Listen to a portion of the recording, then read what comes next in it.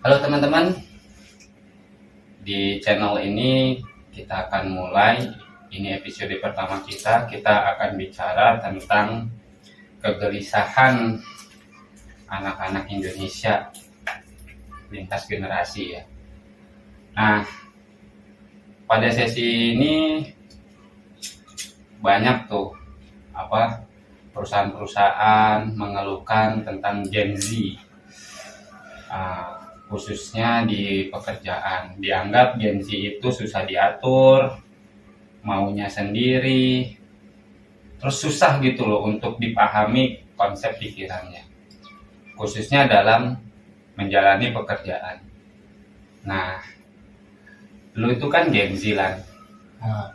Zaman abang dulu itu kerja itu ya kalau udah dikasih SOP, disiplinnya, udah kita nggak ngebantah, yang kita dapat kerja aja udah syukur gitu loh. Nah, tapi sekarang nih di pandangan anak-anak Gen Z, ya mungkin lo ya, gue nggak bilang ini mewakili semua Gen Z ya, cuma gue mau tahu aja nih, di pikiran lo itu kerja itu apa sih? Kerja menurut Gen Z gitu intinya, kepala Gen Z itu kerja itu kayak apa gitu? Okay. Ya kerja Gen Z ini mewakili aja ya, bukan berarti semuanya, tapi yang lo tahu kebanyakan pandangan pribadi di teman-teman lo juga mandangnya sama gitu. Di isi otak Gen Z itu kerja itu kayak transaksi. Jadi gue jual skill, lu beli, udah. Bukan yang ibaratnya lu harus jadi kayak budak atau jadi patuh sama atasan, tapi tidak sesuai dengan transaksi yang udah deal di awal. Tapi kan gini juga ya kadang ya, kalau zaman gua dulu itu, lu buat terima kerja, gua butuh tenaga lu, pikiran lu, keterampilan lu, keahlian lu, gua bayar nih, gua sanggupnya bayar segini nih, katakanlah misalnya 1 juta nih. Lu bisa nggak ngerjain kerjaan ini, gue bayar udah 1 juta. Tapi gue punya aturan, ketika lu kerja sama gue, lu nggak boleh macam-macam, lu mesti masuknya tepat waktu, lu ikutin aturan-aturan gue. Nah, dalam pikiran zaman generasi gue, oke, siap, tanda tangan, udah tuh kita kerja tuh sesuai keahlian kita, sesuai tugas kita, ya aturan yang dia punya kita ikutin aja. Nah itu kan generasi situ kan. Kalau di generasi Z ini, generasi sekarang lah khususnya, dia tuh nggak mau kalau tidak sesuai dengan apa yang dibayar gitu loh, apa yang dikasih dari perusahaan itu. Kalau nggak sesuai, misalkan SOP-nya dia harus taat, harus ini, kalau dia bayarannya nggak sesuai, dia nggak bakal mau, karena isi otak dia itu dia sesuai transaksi awal, bagaimana dealnya, kapasitas yang dia kasih itu gimana. Terus satu lagi, Gen Z ini punya sifat pribadi yang nggak suka diatur. Kenapa tuh nggak suka diatur tuh? Ya karena Gen Z ini pengen bebas gitu loh, karena mungkin kalau dalam saya pribadi ya, ngelihat orang-orang tua dulu itu kayak manut aja, padahal itu bukan hal yang dia sukai. Ya tapi umpamanya lo ya, lo misalnya gue nih punya perusahaan nih, lo gue hire, lo bidangnya apa sih? IT. Misalnya gue mau bangun web nih, Lan, lo bikin ya, lo kerja sama gue, misalnya gue bilang gaji lo 10 juta nih, gue kasih 10 juta. Tak kok lu bagus gue tambahin dah. Oke. Tapi lu masuknya jam 8 ya. Ya, ntar lu balik jam 4 enggak kenapa. Udah. Tapi dalam web ini bisa jadi nih nanti ada perkembangan, lu nggak hanya fokus ngerjain web doang nih. Nanti bisa jadi gue minta tolong dong installin laptop gua. Nah, itu yang dimaksud sama lu tadi tuh, gua kan dibayarnya buat ngerjain web, bukan buat install laptop lu perjanjiannya. Nah itu dianggap transaksi lain lagi gitu. Iya, karena di isi otak Gen Z itu kerja itu bukan kayak ngabdi. Kalau ngabdi kan harus siap mau ngelakuin apapun kan. ibaratnya atasan nyuruh ini padahal itu bukan job dia, ya mau nggak mau harus dilaksanakan. Tapi kalau di otak Gen Z itu, ya itu bukan tugas dia, bukan tugas gua. Nah, kata gua ngeresanain kan gua dibayar untuk ini, untuk bikin web, bukan untuk instalasi dan lain segala macam. Itu kan tugasnya IT support gitu. Masa ngapain gue turun tangan? Kalau yang ada di otak Gen Z itu satu, dia pengen datang jam 10, jam 11. Yang ada di otak Gen Z itu kerja, ya udah yang penting beres gitu. Oh gitu. Yang penting target tuh selesai. Target selesai. Mau gimana cara pun, mau dari mana kek, mau dari kafe, mau dari rumah atau di kantor datang telat. Yang penting itu tuh ya udah kerjaan gua apa yang diminta klien beres gitu loh. Iya. Ini kalau gua salah, lo benerin ya. Jadi gua simpulin gini. Intinya kalau lo punya aturan, gua punya cara untuk menyelesaikan pekerjaan cara gua. Ya. Jangan lo ikut campur, lo paksa gua pakai cara lo. Ya. Gitu ya? Oh, gitu. Ya ibaratnya Gen Z punya pikiran, ya gue punya cara gue sendiri buat menyelesaikan ini gitu. Jadi nggak usah ngikutin aturan kantor juga, nggak usah ngikutin aturan perusahaan, kayaknya bisa-bisa aja, masuk-masuk aja. Nah, sekarang gue balik nih. Umpama ternyata dengan cara lu gagal, lu nggak berhasil, terus lu dimarah-marah, kan udah dibilangin, lu nggak gitu caranya begini, lu susah amat sih dikasih tahunya. Terus gimana tuh, kayak gitu Gen Z? Kalau pengalaman pribadi ya Kak, jadi tuh Gen Z itu batu, keras kepala. Tetap dia merasa benar gitu. Tapi jadi, ini kita sekali lagi nggak mengeneralisir ya, nggak mengeneralisir pribadi aja karena saya Gen Z ya beberapa kayak gitu. Dia malah jadi adu argumen ketika disalahkan itu. Sebenarnya apa sih yang jadi motivasi Gen Z itu ke depan tuh? Gen Z itu punya apa ya, bisa dibilang gini nih, Gen Z itu untuk mengupgrade dirinya itu dengan cara apa sih sebenarnya? Gen Z itu tuh pada dasarnya suka yang fleksibel. Pertama kebebasan, aturan nggak terlalu ribet. Kedua fleksibel. Nah, untuk ya seperti kayak sekarang tuh kan banyak yang main-main saham, main-main kripto. Itu kan fleksibel. Senengannya Gen Z gitu. Fleksibel, bisa dari rumah. Terus ada lagi yang lagi rame sekarang itu kan apa? Yang ngeklip itu Clipper. Di sosial media modal rebahan, cuma motongin video orang tapi bisa menghasilkan duit. Itu kan asal muasalnya dari Gen Z. Gen Z yang menciptakan. Berarti anak Gen Z ini kalau bahasa sekarang, anak sekarang tuh FOMO ya? Ya, bisa dibilang FOMO. Jadi kalau ada tren apa dia harus ikut. Harus update. Dia tuh lebih tepatnya update ke dunia digital. Karena main di dunia digital ini kan fleksibel, bisa di mana aja. Terus mau sambil ngapain, nggak harus pakai baju yang formal kayak ke kantor-kantor zaman dulu, kemeja, celana bahan, dasi segala macam kan. Nah Gen Z itu nggak suka yang kayak gitu-gitu. Gen Z itu pengen tampil yang apa yang dia suka gitu. Nah disitulah jadi penilaian Gen Z ini susah diatur. Susah. Nah sekarang ini nih kita bicara nih kalau kayak gitu Gen Z. Gen Z memandang perkembangan global tuh kayak apa? Contoh misalnya begini, di generasi gua itu milenial ya, atau sebelumnya gua lah generasi X, generasi boomer, itu kan ditanamkan mental yang kuat. Iya. Makanya gua jarang denger tuh zaman gua dulu itu ada istilah apa sih?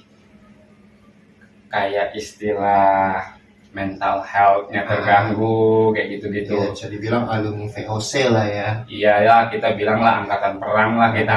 Alumni VOC. Kenapa tuh? Kalau mentalnya kan kayaknya Gen Z itu lemah banget loh. Dikit-dikit udah sakit mentalnya, beban, terus ada istilah apa sih?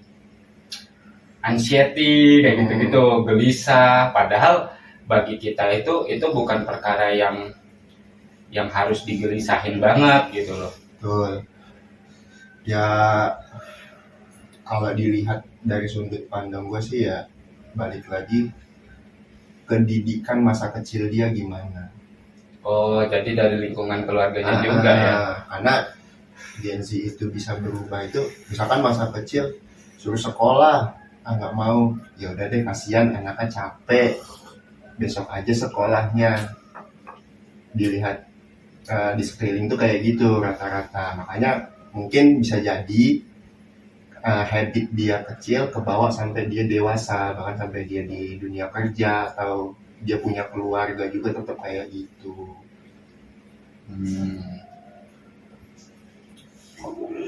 Agak ini ya, memang benar sih kalau gua mandang ya dari sudut pandang gua sebagai generasi sebelum lo, gua mikirnya memang iya juga secara logika gua benar apa yang kata banyak pengusaha itu ribet ini ngatur anak Gen Z ini.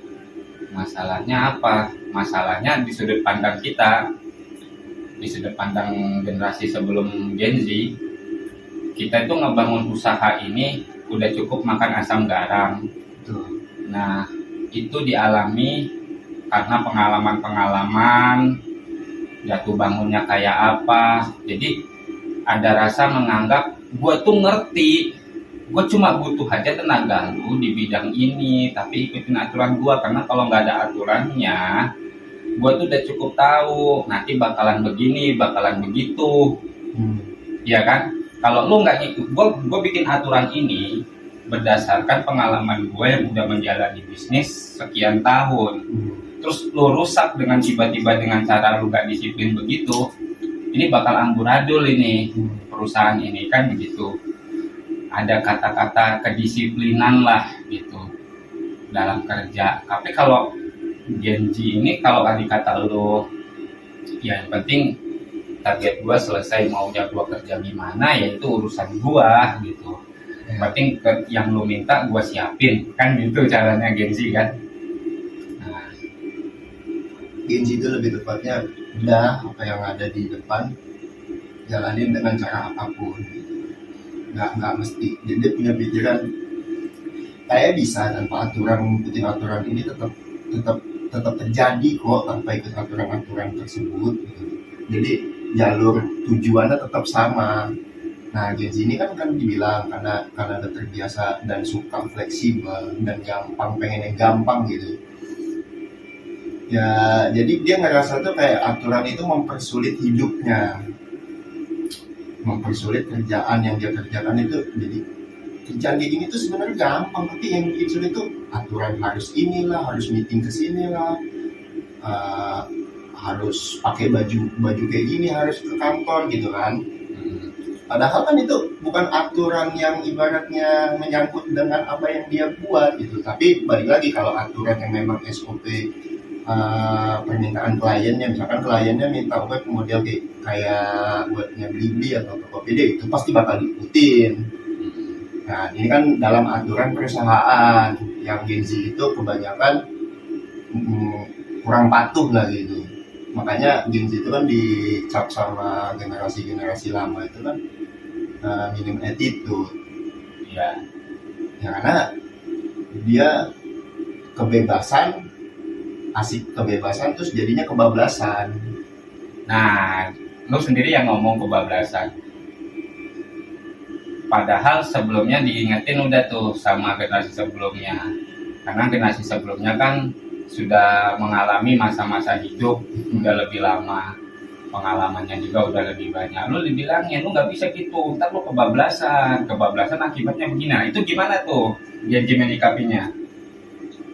Gen Z itu kan kepo ya, ibaratnya kalau belum terwujud apa yang dia inginkan, dia nggak bakal mau berhenti. Jadi harus ada tanda pengingat dulu gitu. Kalau dia belum terwujud apa yang dia inginkan, dia nggak bakal berhenti. Jadi misalkan dia lebih memenangkan ego sebenarnya. Ini apa bedanya dengan militansi? Kalau orang militan tuh kan gerilya terus, mau ada apa namanya, kalau belum mentok aja itu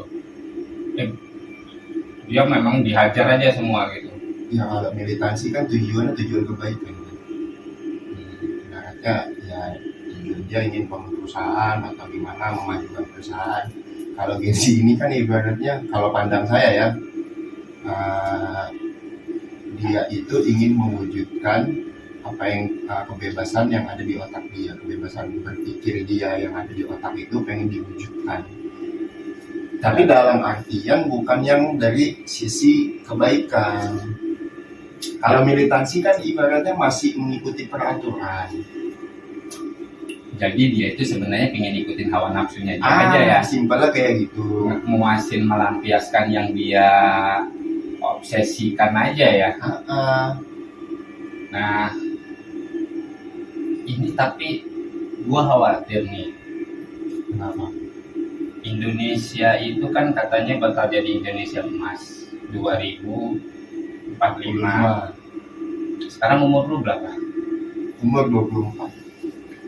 24 berarti kalau di 45 dikurang 24 21 tahun lagi lu umur 45. Nah itu udah usia lu masih bisa dibilang masih produktif lah ya. Barangkali nanti ke depan tuh yang jadi mimpin negara ini tuh generasi lu, kan bisa jadi yang memimpin posisi-posisi strategis di generasi lu. Tapi kalau ngelihat sekarang kayak begini nih, yang ada entah dari sekolah, kemudian dari kerja, generasi lu ini kayak kok begini amat ya, sedangkan tantangan zaman itu kan terus ada, makin kesini makin berat. Itu nggak hanya butuh pikiran, nggak hanya butuh keahlian, itu butuh mental juga.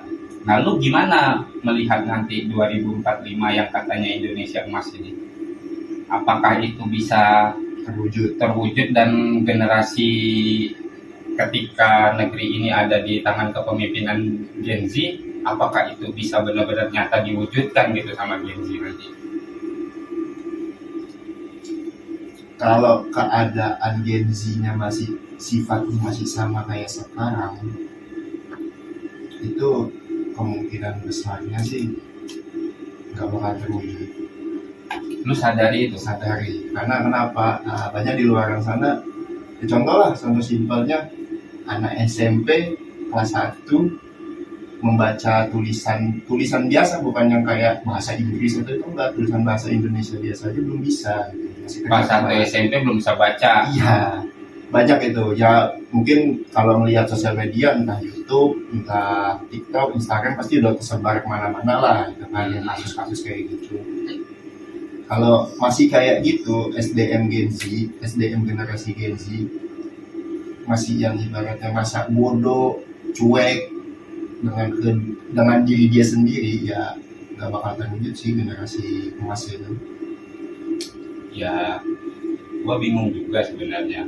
Anak SMP, anak SMA bahkan kali ya, anak SMA nih pernah gua lihat itu di sosial media itu. Perkalian aja belum hatam, belum selesai, kan gitu. Terus gak usah perkalian, pertambahan aja masih bingung. Sebenarnya penting nggak sih di pikiran Gen Z itu matematika dasar itu penting nggak? Kayak kali bagi tambah kurang itu dikuasai, itu penting nggak sih sampai kok udah SMA kok itu kayak masih gagap gitu loh untuk ngejawabnya? Ya sebenarnya mah penting, karena mau gimana pun dasar itu kan ya ibaratnya ilmu dasar banget kan di dalam kehidupan, hitung-hitungan itu. Tapi karena metode pembelajaran dia dari kecil itu terbiasa dengan teknologi kayak gadget, kalkulator, jadi dia udah males duluan gitu loh untuk belajar menghafal kayak perkalian, tambah-tambahan, bagi-bagian. Dia merasa ngapain sih dihafalin, kan udah ada di HP, kan udah ada bisa di kalkulator.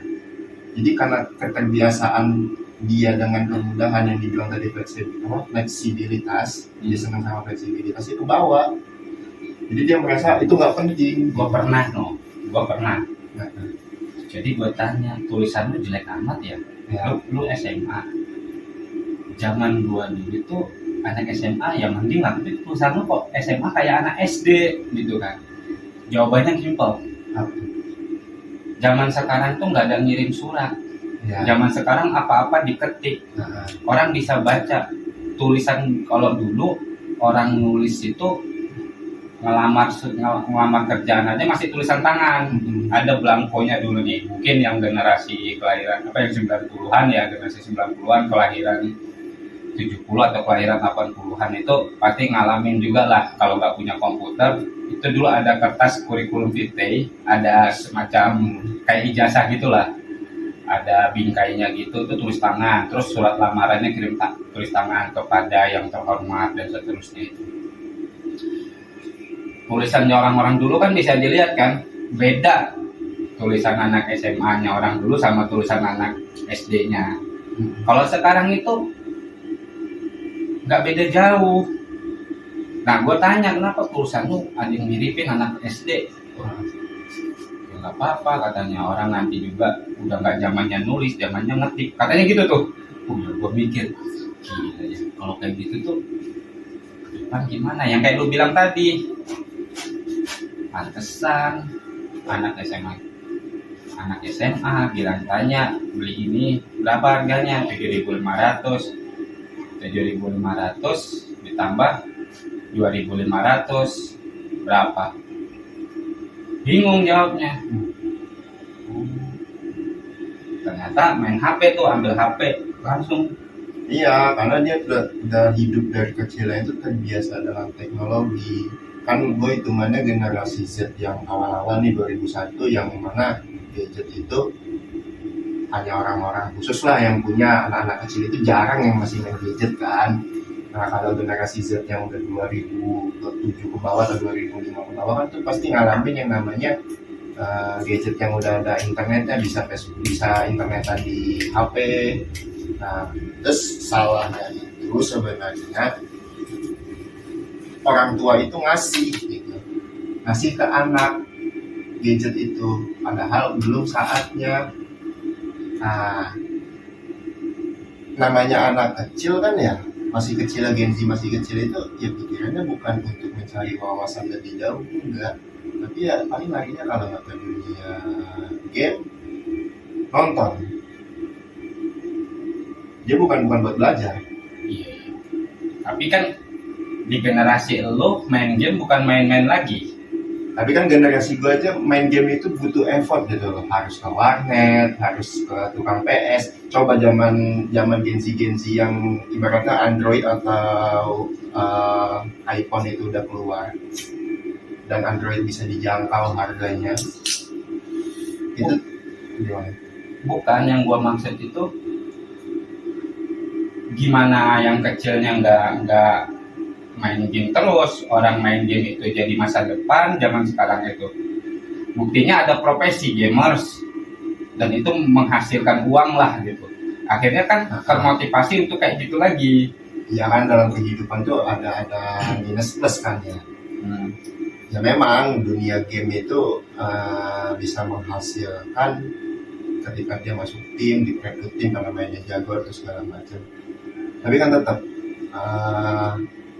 game ini kan bisa berganti-ganti. Harusnya Gen Z itu punya pola pikir game yang dia mainin itu nggak selamanya bisa jadi profesi. Suatu saat perusahaan developer bangkrut atau gimana gitu kan. Dan untuk menjadi pemain e-sport itu kan sebenarnya nggak mudah juga. Dan Gen Z ini hanya ibaratnya apa ya namanya, kayak cuman mimpi-mimpi yang mustahil gitu loh untuk terwujud. Karena ada orang yang berhasil, padahal yang nggak semuanya bisa kayak dia gitu. Dia ingin ikutan. Karena bisa dibilang pemain e-sport itu harusnya bakat juga sih. Nggak bukannya karena latihan terus menerus, enggak, karena dia bakat, memang di dunia itu bisa menganalisis permainan yang ada di game itu gitu, bisa mengatur strategi, itu kan bakat. Nggak bisa yang harus apa ya namanya, main asal main nanti bakal jadi Ah, profesional. enggak. Jadi memang dia udah ada bakatnya, udah ada gift-nya, dia punya keahlian gitu ya. Ya sebenarnya nggak ada masalah kalau misalkan gadget, latihan game atau gimana. Cuman jangan lupakan pendidikan. Ya minimal basic dia memegang lah. Karena di dunia e-sport gitu kan dia nanti ada hitung-hitungan juga lah. Berapa menit untuk kesini. Sedangkan anak zaman sekarang melihat jam analog aja pada nggak tahu kan. Masa sih Iya, ngelihat jam misalnya 3.15. 3.15 itu nggak tahu. Nggak tahu 3.16 itu nggak tahu. Misalkan 3 kurang 3 Misalnya pukul ini ya, ini misalnya 15.47 itu nggak tahu. nggak tahu. Itu anak generasi sekarang tuh kebanyakan kayak gitu. Tapi kalau ngelihat yang digital, jam digital bisa. Kalau ngelihat jam analog itu yang nggak bisa, yang jarum nggak bisa. Ya banyak lah yang nggak bisa, bukan berarti semuanya. Gua tuh sampai bingung, zaman gua itu nggak bisa baca, SD kelas 1 nggak bisa baca, nggak naik kelas. Kok bisa itu loh, udah SMP baca nggak belum bisa. Nah itu yang gue pikir, Nah, yang gua sampai sekarang gue bingungnya. ya, karena kan di negara kita ini kan setiap ganti pemimpin kurikulum diganti. Zaman gue dulu tuh SD KTSP, terus gak lama gue naik SMP, gue kelas 1 atau kelas 2 tuh ganti kurtilas. Gue gak lama lulus SMA, ganti yang namanya kurikulum merdeka. Nah di kurikulum merdeka inilah Indonesia belum siap menetapkan kurikulum itu. Itu menurut lo? Menurut gue, karena yang menciptakan adanya kurikulum merdeka ini kan tujuannya mengikuti Finlandia, yang mana Finlandia anak-anak itu belajar itu nggak usah yang kayak dipaksa banget gitu. Ya tapi gimana bisa tahu kalau dia harus sudah naik tingkat apa enggak kalau nggak ada indikator Yang makanya itu karena kita salah mentafsirkan pendidikan kan itu sebenarnya nyiplak dari luar kan, mengikuti metode pendidikan luar. Di Finlandia itu memang dibebaskan di dalam kelas itu, nggak harus yang ibaratnya belajar dengan sungguh kayak kita dulu harus ada hafalan segala macam. Anak-anak sekarang itu kan di dalam kurikulum merdeka itu, di dalam kelas itu ya ada musik, ada apa, ada alat peraga gitu-gitu kan. Bahkan ada beberapa mata pelajaran yang dihapus. Tapi kalau di Finlandia itu orang tuanya nyampe rumah itu mendukung anaknya untuk belajar lagi. Misalkan sebelum bermain baca buku dulu nak. I see. Nah, Jadi sebenarnya ruang lingkup pendidikannya nggak hanya di sekolah, nggak hanya di sekolah, lingkungan juga tempat belajar, rumah tempat belajar. Jadi 3 lingkungan pendidikan ini saling support. Kalau di sana kan gitu ya. Tapi di Indonesia ini tadinya tujuannya seperti itu. Tapi kan di Indonesia ini orang tuanya ada yang kerja, ada yang bahkan kerjanya bukan di negara yang sama, bahkan ada yang di luar negara Indonesia gitu, atau ada yang di luar pulau tempat dia tinggal. Jadi pengawasan orang tuanya kan nggak ada. Kalau dulu tuh kan sekolah itu ibarat rumah kedua. Iya. Jadi itu juga sih yang mungkin mempengaruhi Gen Z ya, mempengaruhi karakternya Gen Z dari lingkungan dia. Tadi yang lo bilang itu dari kecilnya udah begitu, udah serba gampang lah, serba enaknya. Terus abis itu apalagi yang sekarang ditambah mereka itu nggak dipaksakan harus mencapai apa baru bisa naik kelas. Nah yang penting mereka merdeka aja, senang belajar gitu kan. Sekolah itu ibaratnya masuk sekolah itu ya masuk belajar, padahal di dalamnya belum tentu belajar. Kan belajar itu ya buka buku, menghafal, baca. Nah anak-anak sekolah sekarang tuh masuk sekolah itu ya udah absen. Cuma kan mungkin gue juga nggak tahu ya filosofi dari kurikulum merdeka atau merdeka belajar itu belajar nggak hanya dibatasi dengan pelajaran-pelajaran materi-materi buku gitu. Mungkin mempelajari lingkungan, mempelajari kehidupan, itu juga mungkin. Jadi Ya cuman itu kan plusnya kan. Dari sisi minusnya kan lebih banyak karena di negara kita ini belum siap untuk menerapkan kurikulum itu. itu dari pandangan lo. Sekarang lo kuliah. Nah, teman-teman lo kuliah kan Gen Z nih. Ya Bisa dibilang ya, namanya kuliah pasti ada yang biasanya. Cuma rata-rata teman-teman lo, generasi lo Gen Z. Lo lihat deh, temen lu mudah nggak gitu ngikutin mata pelajaran khususnya informatika, kan nggak lepas dari yang namanya hitung-hitungan tuh. Itu gimana tuh teman-teman lu? Ya mohon maaf, bisa dibilang kurang lah gitu, bahkan nggak paham materi-materi dasar dalam informatika. Gak usah hitung-hitungan dulu deh, bahkan masih ada yang belum ngerti copy paste tulisan. Padahal jurusan informatika itu bersangkutan dengan komputer atau laptop kan. Itu mahasiswa belum ngerti copy paste. Belum ngerti. Nggak usah yang jauh-jauh ke hitung-hitungan dulu. Ini dasar dulu aja, copy paste. Ini fakta yang ada kayak begitu. Wajar dong kalau perusahaan itu mengeluh dengan kondisi Gen Z, sedangkan kualitasnya seperti itu, tapi dia menuntut lebih, nggak sebanding dengan apa yang ada dia berikan. Tapi kan kalau yang menuntut lebih itu Gen Z itu kan biasanya dia memang punya kualitas kan, memang dia punya skill, dan dia jual tuh skill dia. Dia merasa punya skill, dan dia jual skill dia ya dengan transaksi sekian gitu. Jadi kerja itu lebih dianggapnya transaksional ya? Iya, kalau zaman dulu itu kan kalau bisa dilihat ya ngabdi.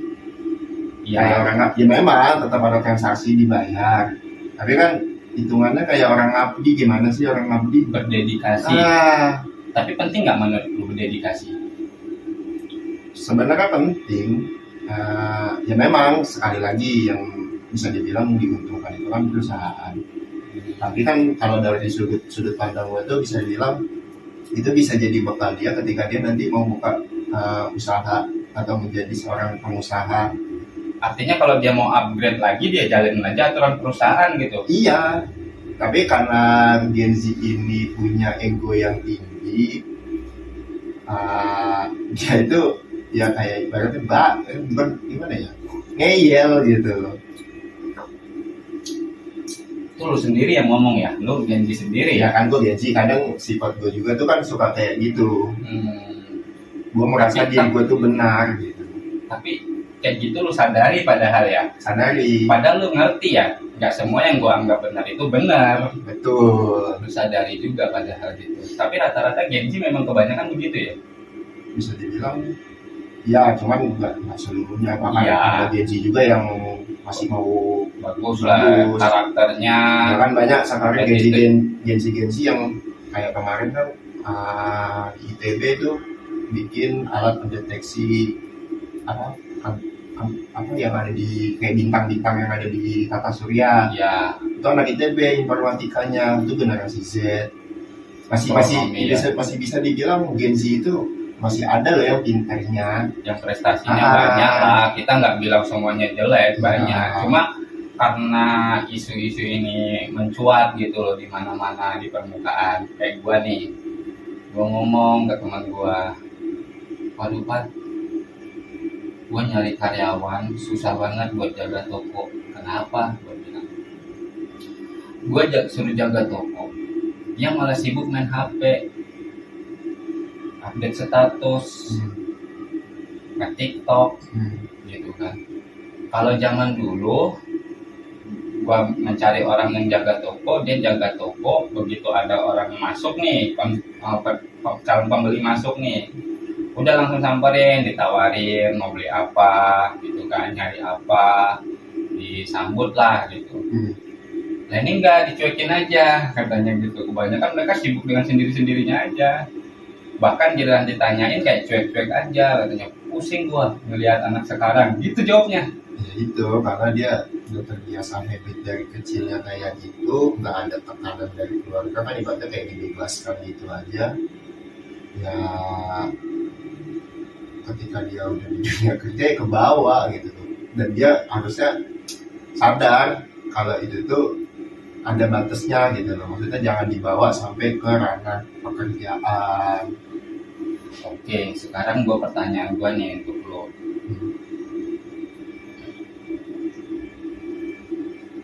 Apa namanya? Menurut lo, jadi apa yang terjadi pada Gen Z sekarang ini akibat pengaruh lingkungan keluarganya atau lingkungan tempat dia tinggal, entah lingkungan permainan atau sekolah? Kalau menurut gue sih lingkungan keluarga ya, karena kan berawal itu dia kecil nggak mungkin lah langsung ke lingkungan main sama teman-temannya kan, dari keluarganya sendiri bisa dibilang orang tuanya. Nah kebanyakan orang tua Gen Z ini orang tua yang belum siap untuk mempunyai anak, belum siap untuk cara mendidik anak gitu. Bahkan ada kan tuh yang rame, itu nggak tahu ya generasi apa ya, kayaknya sih generasi Z kayaknya yang lagi rame itu, suami istri membawa bayinya ke tempat bermain kayak playground gitu, anak 1 bulan dipaksa duduk. Oh, Jadi ilmu pengetahuannya kan dari situ aja masih belum siap ini orang untuk mempunyai. itu Gen Z. Iya. Nah, ya, nggak tahu ya itu Gen Z atau Generasi apa kita nggak nggak tahu. tahu. Artinya mungkin usianya bukan yang 50-an. Jadi orang tua Gen Z ini bisa dibilang Gen Z yang udah kesini-sini ya. Mungkin kalau yang generasi awal kayak tahun 90, kan Gen Z itu dimulai tahun berapa sih? 97. 97 ya. Mungkin kalau yang kelahiran 97 sampai 2000-an awal, orang tuanya kan udah generasi atas kan, ibaratnya yang Generasi F kira-kira gitu. mungkin berbeda cara pendidikannya. Tapi kalau generasi Z yang anaknya 2005-an atau 2006 kelahirannya, Itu mungkin orang tuanya ada yang milenial tuh. bisa jadi. Mm-mm. Nah, dan kalau menurut gua tuh orang tuanya tuh punya pikiran, anak gua nggak mau ibaratnya dipaksa-paksain kayak gua zaman dulu gitu loh. Iya, gua paham. Jadi kalau gue sih mikirnya gini ya, nggak bisa menyalahkan satu generasi, karena generasi yang ada itu juga adalah campur tangan generasi sebelumnya mendidik. Betul. Jadi kalau misalnya gue ngelihat gini, kasus misalnya anak dimarahin gurunya, ini nggak main fisik ya gurunya katakan nggak main fisik, anaknya ngelawan, dibentak sama gurunya, nggak terima, ngadu ke orang tua, kita nggak tahu apa yang diaduin sama anak itu, orang tuanya marahin ke guru. Kalau dulu kan nggak ada, zaman gua dulu kecil nggak ngerjain PR di setrap, ya udah kita ngadu ditambahin. Tapi kalau gua nggak nyalahin generasi sekarang, gua nyalahin generasi gua juga sih. Justru itu yang orang tuanya nggak terima anaknya dididik karena anaknya salah kemudian ditegur atau didisiplinkan, itu generasi gua, orang tuanya. Oh, dia punya anak. Kalau gua nganggapnya gitu, tidak sepenuhnya salah anaknya, tapi salah juga orang tuanya, yang mana orang tuanya itu generasi lawas. Iya, makanya kan Kalau gua mikirnya gitu. balik lagi dia bisa punya sifat kayak gitu kan dilihat dari masa kecil kan gimana. Ya, gua mikirnya gitu sih. Jadi kayak lu bilang tadi kan, katanya pengaruh besar itu nggak hanya lingkungan dia bermain, lingkungan dia sekolah, tapi yang berperan besar dalam membentuk karakternya Gen Z saat ini itu adalah pengaruh dari lingkungan keluarga. Lu bilang kan gitu. Kan keluarga bisa dibilang pendidikan pertama kali dia gitu. Iya. Nah kalau kayak gitu yang lu maksud, keluarga dia, orang tua dia bukan generasi Z, orang tua dia adalah generasi dulu yang sekarang dia memanen hasil didikannya sendiri. Sebenarnya sih kalau bisa dibilang generasi milenial atau generasi sebelum Z ini itu tuh pengen anaknya itu jangan sampai ngerasain susah kayak gua. Ibaratnya ya bisa dibilang kan anak generasi milenial ada di VOC kan, keras gitu loh didikannya. Nah si orang tuanya ini nggak mau loh anak gue kayak gue dulu, ibaratnya harus dikerasin. Kayaknya anak itu tanpa dikerasin pun bisa, tapi salah kaprah. Ibaratnya jadi kayak dibebasin bener-bener bebas gitu. Ini tuh kayak perputaran zaman lah kalau gua bilang sih. Nah, Ketika kondisinya itu nggak karuan, akan melahirkan generasi yang hebat. Generasi hebat yang nantinya kuat, bagus. Dia akan menciptakan, menghadirkan suasana yang tenang. Dari suasana yang tenang akan melahirkan generasi yang lemah. Jadi kalau generasi dulu itu serba susah, akhirnya kan militansi, semangat, pantang menyerah, mengerahkan segala daya upaya yang dia mampu. Akhirnya terjadilah situasi yang bagus, ya kan? Nah, habis itu situasi yang bagus ini, yang serba enak, akan melahirkan generasi yang lemah. betul. Kayak gini nih, gitu. Misalnya, kan lu kan udah banyak dipengaruhi kemudahan-kemudahan sih. Contoh misalnya, lu nggak ngalamin yang namanya susahnya dengar jawaban dari orang yang jarak jauh melalui surat. Nah sekarang udah ada handphone. Nah, udah ada handphone. Oke, beralihlah di awal 2000-an, misalnya ada SMS. Iya kan? Ya.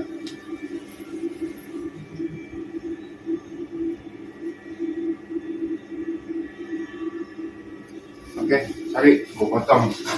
Oke. Nah, Kita lanjut nih. ya. Berakhir misalnya udah ada SMS. Susahnya kayak apa? Tapi di zaman lu udah lebih mudah, ada WhatsApp, nggak dibatasin mau ngomong sebanyak apapun. Zaman SMS gua dulu 160 karakter. Nah, kalau sekarang mau kirim foto, mau kayak nulis skripsi dikirim WA juga bisa kan gitu. Akhirnya membuat serba mudah. Kalau gua dulu nyari referensi ke perpus tuh, berhari-hari berjam-jam di dalam perpus. Kalau lu sekarang tinggal klik aja udah dapet apa yang lu ini kan gitu. Iya, lahiran sekarang ya bisa dibilang dunia teknologi makin maju kan. Iya, tapi melahirkan generasi lemah tanda kutip ya, lemah dalam hal apa gitu, mentalnya atau apanya kan gitu. Bukan hanya fisik. Sebenarnya tujuan dari teknologi semakin canggih ini harusnya bisa dimanfaatkan dengan baik, bukan jadi Ya, itu kalau kita bijak menyikapinya gitu kan. Oke lah, kita nggak panjang-panjang lah. Inti dari ngobrolan singkat kita ini tuh sebenarnya kayak tadi tuh gue simpulin. Jadi Gen Z itu kenapa kok susah gitu ya? Katakanlah tanda kutip nih ya, Iya. susah diaturnya, susah diapa, karena Gen Z punya pemikiran yang lu bilang tadi. Intinya gua kerja itu caranya gua, lu nyuruh gua ngerjain targetnya A, cara gua untuk sampai target A bukan ngikutin aturan lu, tapi gua punya cara gua sendiri, kan gitu intinya. Bebas lah, Bebas. nggak mau terikat peraturan. Nggak mau terikat peraturan. Tapi begitu ternyata lu nggak sampai target karena cara yang lu pakai salah, lu di situ baru ngakuin, Betul. gitu. Ya bisa dibilang kepala batu lah. Kepala. Nah, kesimpulannya menurut lu itu baik apa enggak? Kayak gitu. Ya sebenarnya mah kurang baik gitu kan, karena bisa dibilang ketika nanti dia apa yang dia jalanin itu salah, dia sendiri yang bingung untuk memperbaikinya gimana. Tapi balik lagi, Gen Z itu kan bisa dibilang otaknya itu ingin jadi pelopor. Oke, ketemu tuh kuncinya. Kalau pelopor itu dia pingin validasi kalau dia itu punya cara, gitu kan? Ingin berhasil dengan cara dia, pengen jadi pelopor. Kayak klik pribadi lah contohnya. Iya. Itu kan generasi Z itu yang menemukan. Dia tanpa pusing-pusing bikin konten, Dia cuma potong-potong video gitu doang. tapi bisa menghasilkan Iya. tanpa ada ikatan aturan copyright atau dan lain-lain segala macam. Iya. Kedua, Dan si entertain yang dia potong ini, misalkan selebgram atau youtubers yang dia potong kan jadi naik namanya. Iya. Dan setuju akan adanya Clipper. Ya, karena ada simbiosis mutualisme. Oke, nah terus yang kedua nih kesimpulannya selain kerja, kenapa kok bisa gitu? Kenapa Genji yang saat ini dilihat oleh perusahaan susah diatur? Itu juga dipengaruhi oleh faktor pendidikan dan lingkungan keluarganya. Ya, jadi tidak serta-merta Sepenuhnya salah Genji gitu. Nah itu dia teman-teman, obrolan singkat kakak adik nih ya, lintas generasi. Jadi ambil positifnya, kalau memang ada perkataan kita yang negatif dan menyinggung, sekali lagi tidak ada bermaksud untuk menjelekkan siapapun. Ini hanya tukar pikiran antar generasi, curhat antar generasi. sharing. Mudah-mudahan bisa ada manfaatnya. Kita lanjut lagi dengan perbincangan kita yang lain. Itu aja ya, Anda. Oke. Thank you. Thank you. Sampai jumpa.